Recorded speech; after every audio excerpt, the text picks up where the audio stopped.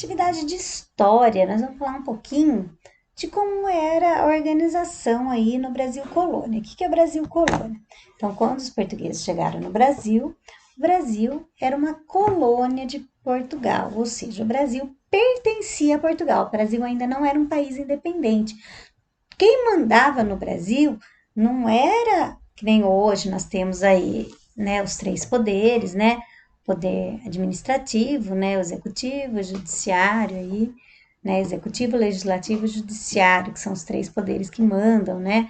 Que nós temos aí os juízes, nós temos os deputados, os senadores, presidente, e nós temos aí, né,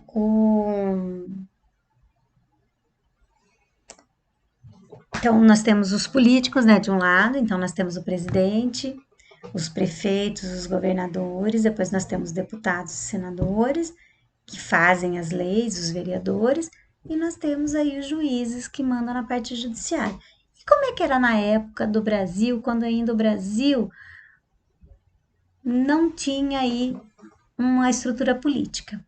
Então, a organização política, administrativa e social na época do Brasil colônia era totalmente baseada na cultura escravista.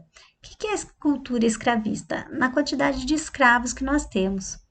A economia latifundiária, ou seja, as grandes plantações, que lembra que eu falei para vocês que nós tínhamos basicamente o quê? Cana-de-açúcar. E era baseada na monocultura, ou seja, era praticamente a cana-de-açúcar. A cana-de-açúcar ocupava o posto de produto mais produzido, sendo o carro-chefe das grandes propriedades. Como o dinheiro girava em torno da produção agrícola, a maior parte da população se concentrava na zona rural.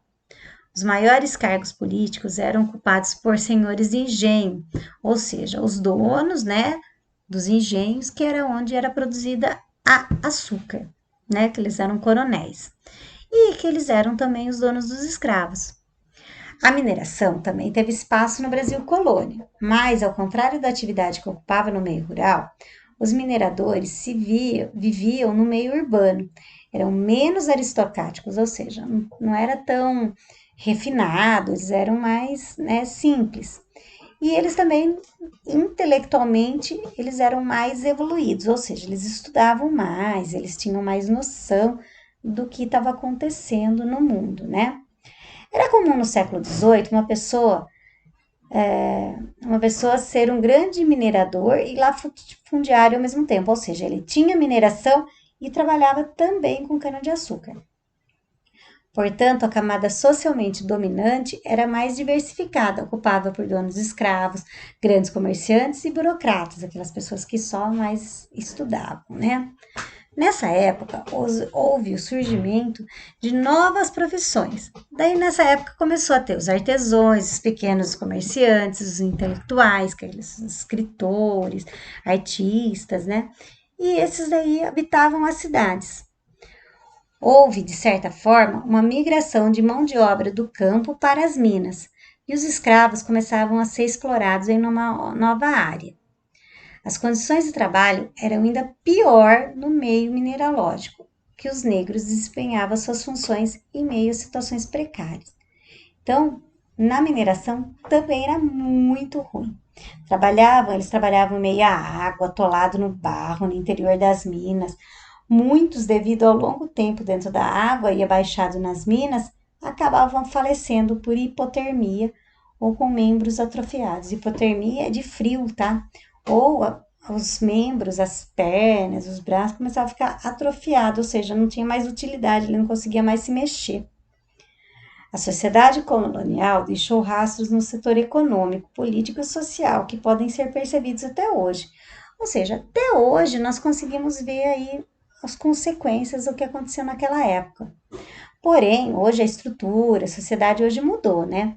Pode-se perceber que na atualidade vivemos uma sociedade democrata, sem uso de mão de obra escrava, ou seja, hoje nós temos uma política, nós votamos, nós não temos tantos escravos, nós temos ainda, tem gente ainda que trabalha, mas isso, assim, não é oficialmente, né? A pessoa faz contra a lei, né? Isso é crime, né? Além do que houve queda na produção na cana-de-açúcar e na extração do minério. Então, hoje nós não produzimos tanta cana-de-açúcar e nem produzimos aí tantos minerais. Então, depois de ler o texto, nós vamos responder as perguntinhas. Primeira, qual era o produto mais produzido no Brasil colônia? Ou seja, qual que era o que mais tinha? Como o dinheiro vinha da produção de cana-de-açúcar, onde a maior parte da população se concentrava? Ou seja, onde a maior parte das pessoas morava? Zona rural ou zona urbana? Quem ocupava os maiores cargos políticos da época? Também fala ali, quem que ocupava os cargos, né? Pois aqui.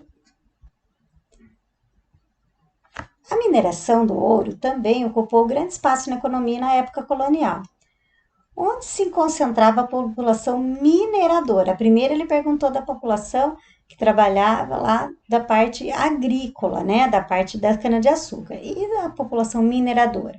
Onde eles moravam? Na zona rural ou na zona urbana? Era comum no século XVIII uma pessoa ser um grande minerador e latifundiário, ou seja, dono de grande propriedade de terra. Portanto, a camada socialmente dominante era mais diversificada. Quem ocupava essa camada da sociedade? Está lá no texto. Quem que ocupava? Nessa época, houve o surgimento de novas profissões. Quais são as profissões que surgiram? E houve, de certa forma, uma migração de mão de obra do campo para as minas. Os escravos começaram a ser explorados em nova área. Então, antes os escravos estavam lá na lavoura e depois eles foram explorados em nova área.